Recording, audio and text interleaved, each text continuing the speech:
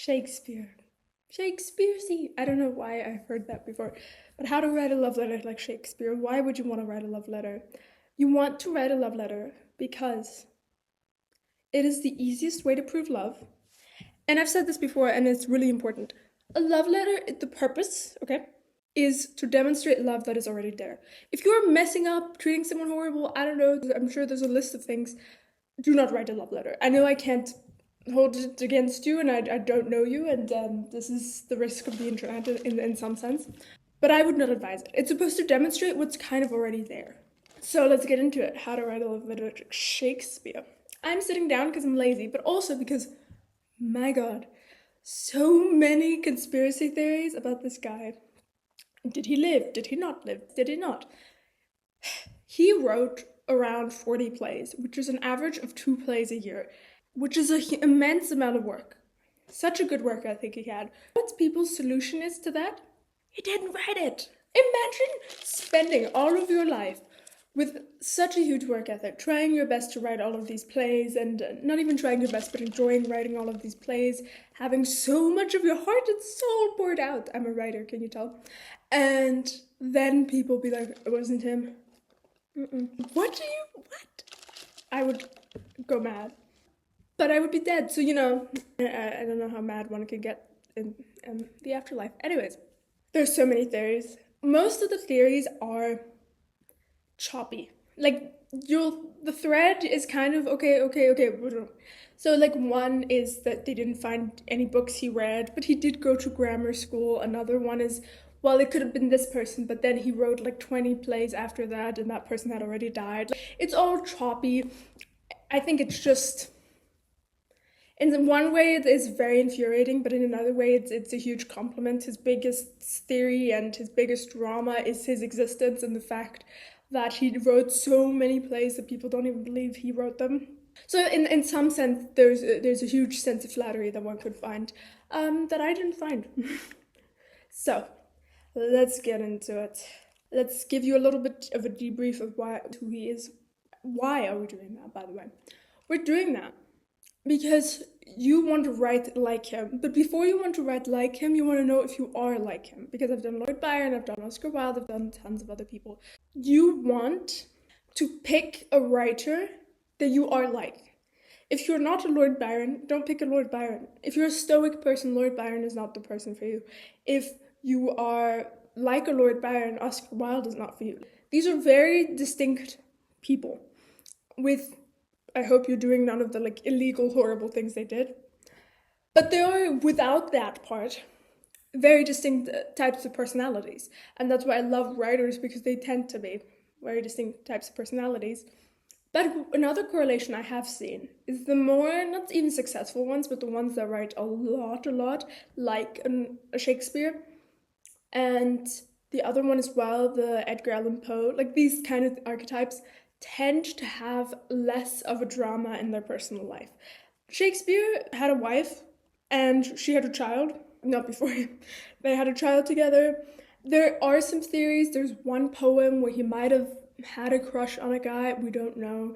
These are all like theories up in the air, nothing concrete. There's no Lord Byron situation going on, not even an Oscar Wilde situation going on. If you watch those videos, you know what I mean. But, so it's all kind of like tame.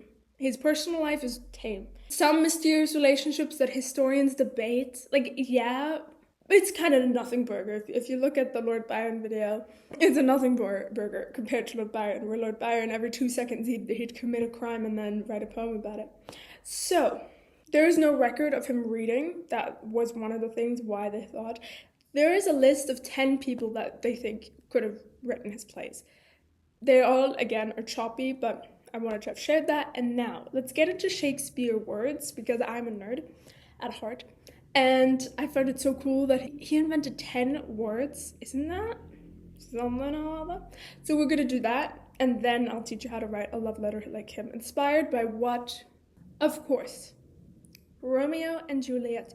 Which is weird, because, I mean, it is a little disturbing. And I've always... Okay, the second I heard about the concept of Romeo and Juliet, my first thought was like, oh, I'm going to die alone. And you're like, how did that go from that to that?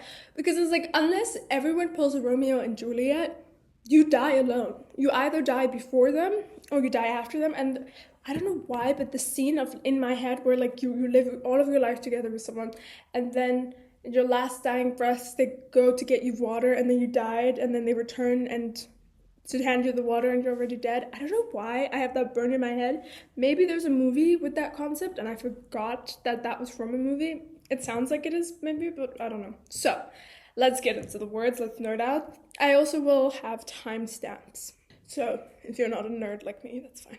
It's probably good for the world that there's only one of this. So number 1, assassination. First seen in Macbeth.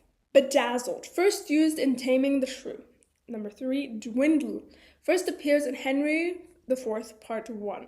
Eyeball. First used in A Summer Night's Dream. Fashionable. Appears in Trollers and Trezeguet. I can't read to save my life sometimes. Did you know that the mom jokes, by the way, your mom jokes are from Shakespeare as well? Crazy the things he invented. Number 6, gloomy. First used in Titus and Andronicus. This number 7 blew my mind because I didn't think it was from him. I thought it was a word that always existed. I thought it was like in standard first dictionary ever. Clearly not. The word lonely appears in Coriolanus. He invented the word lonely. The word alone and lone or these kind of things existed, but the word lonely, like to experience being alone and it not being a pleasant experience, was invented by him, which I think. I love psychologists, but I think there's something really interesting about a writer getting into the psychology of people, which I think sometimes is more honest because it's less of an analysis and it's more of a... It's less of putting it in a box, like, oh, it's that, but it's more of a description. You know what I mean? Number 8, majestic. First used in Macbeth. Swagger appears in Henry IV or the 5th. I've never learned the Roman numerals. I don't even know if the Roman or the other ones. I've never learned numerals outside of the 1, 2, 3. Number 10, zany. First used in Love's Labour's Lost Cause. Okay. So, you can comment if you've made it to this part of the video.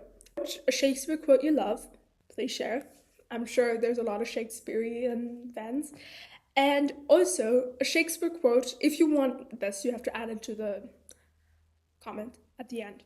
A Shakespeare quote you love, and then ask like, oh, like love letter question mark, and I'll give you a prompt for that specific quote. Because he has so many quotes, he's written 40 plays, and I'm sure I'm gonna read some of his plays at some point. And I've obviously dealt with the topics of his plays, and we did a lot of Shakespeare in high school, beginning of high school. But there's so much that I want to cater it to you, so if you have any quotes, leave it in the comments. I'm going to respond to all of them. Now I can even answer in voice messages. It's over. I'm going to just live in my comments. Anyways, number 1, the balcony scene. So, with love, light, wings did appear these walls. I cannot read. I will hopefully have the sentence here. For stony lips cannot hold love out. How is she inspiring you to be better? Be specific. I think one of the most flattering compliments ever, in my opinion, is when someone tells you, you make me want to be better. You make me want to be kinder. You make me want to work harder. You make me want to... Because nothing beats that compliment. I don't know why. I really don't. I mean, because it's a compliment that's like a call to action. Because there's something really beautiful about someone finding you attractive. But there's also something kind of meaningless about it. Do you know what I mean?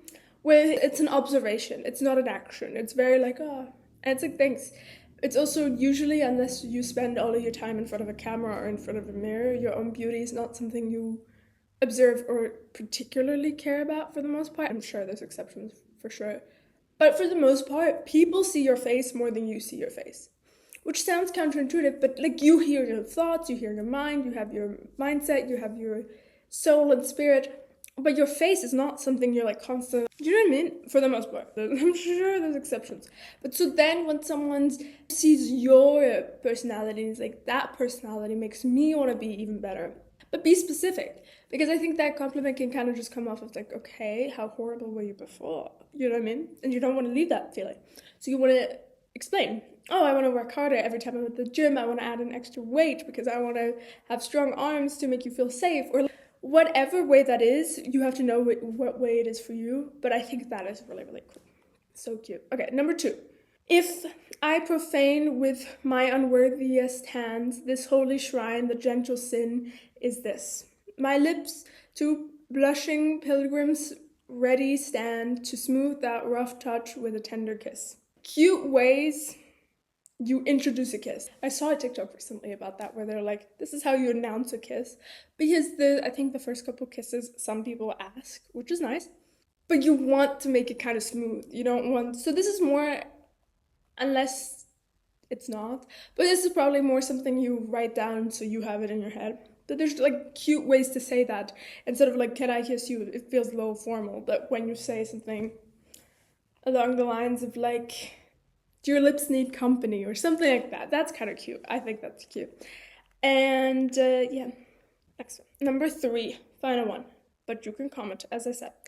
Love is not love which alters when it alteration or bends with the remover to remove. Write a love letter in the form of a vow. How like in sickness or in health, in this or in that, make it funny and cute. In your horrible laughter and your horrible crying, don't say horrible, but like in your snorting laughter and your ugly crying, maybe don't use ugly. You have to know for the person, okay? If they're very sensitive, ugly is no word you should never use, ever, ever, ever, ever. So ugly cries, maybe not. In your loud cry and your snorting laugh and your messy hair and like you have to, again, I try to give you prompts, but it's really difficult to give you specific examples because I don't know who you're writing about. You can also obviously ask in the comments if you need help with that as well. So yeah, I hope you enjoyed this and I'm really excited to see what you're gonna write. Also, if you're a Shakespeare fan and I have missed some interesting facts about him, I know this can be, he's such a vast topic that I'm probably going to make a part 2 at some point. Maybe when I've gone through quite a bit of other writers. But I just wanted to get the ball rolling. So don't forget to check out the books that are about to come up because I'm a poet and a writer. And thanks for watching. Are you a question or an answer? The fools who think to stand alone with an idea is scary. Are the same that see comfort in the majority. But if the majority was right, no one would write. No one would think to raise a pencil to each of the new empty papers. Nobody would want to turn paper into pages. Because the peace a writer searches for in a blank page would be found in the world. The discussion of right or wrong is subjective, yet, most of the time, the ideas we love would fade away as quickly as everybody else. We love to be loved, but don't love to be questioned. Yet, wouldn't you rather be a question everybody answers differently than an answer nobody knows? They might never see you, and you might never see them. They might never see you. They might never hear the disappointment in your silence. They might never know the sentences you want to say but don't in fear of sounding like a broken record. They might never see all the insecurities you don't point out to them because you're scared they will stand out to them now too. They might never see the small changes in your pupils when you look at them because they never see your eyes when you don't look at them. They might never see you outside of the context of them. They might never hear the small sighs in the morning when you start another day trying to be better, but being pretty sure you will fail. They will never hear the songs you skip because they make you too emotional. They will never hear all the things you think are so clear, but you never said to them. You might go through life hearing different reviews of the series of books which is your life, none true, but some quite inventive and far-fetched. You might never be seen or heard the way you crave to be. But maybe you will. And that maybe makes it exciting. That small string of maybes might hold you up. It is what makes you go out on yet another date you hate to get dressed, to get to know someone outside of their home, to try to talk. The small maybe is what we live for. The small maybes of life. Maybe I'll run into the love of my life. Maybe the career I love will love me back. Maybe this life is worth another try, she says, with a small but sharp sigh. So quiet that only another maybe could hear it. And maybe someday the two maybes turn their sighs into laughter and their ears into their most used part themselves. Who knows? Maybe. Even horrible things have to start. What's the point of trying if all I do is wrong? He thinks the second part of the sentence, why am I guilty until proven innocent? I am a New York journalist. My birthday is on the 24th of December 1994. I just turned 30. It's Christmas and I'm alone in all the ways a soul can be and a body cannot be. I am 1 meter 95, 58 centimeters. Or in feet, that's 6 feet 5 inches. I know I shouldn't be so exact. And to be honest, I'm not even such a numbers guy. But that's partially how the world has defined me. And since it's one of the few positive traits I get complimented on, I keep it close. Like a lonely woman and her Birkin. I swear I'm not as shallow as I sound, he says to his date, Annabelle, who clearly is just as annoyed at life as he is. They both do the first date angry tango. They both thought at least twice, well, you seem nice. Why are you still single? But what they actually ended up saying was, what do you bring to the table? He says. His date replies, nothing. We are at a restaurant, so last I checked, that's the waiter's job. Then she fell into a laugh so deep you would have thought she was a comedian who just hit a comedic home run. That was the first page and one sentence of the second page of my fiction book. It's called The Great Souls Disconnect. If you also just look up my name, Anna Cobbler, I will put it here how to type it. Also, it's my username. You can check it out on Amazon. It's available on Kindle and hardcover. Look at this cover. I hope you enjoyed those trailers of my books, and if you want to read on, order them on Amazon. Everything is linked in the description, always. And you can also always look it up under my name, Anna Cobbler.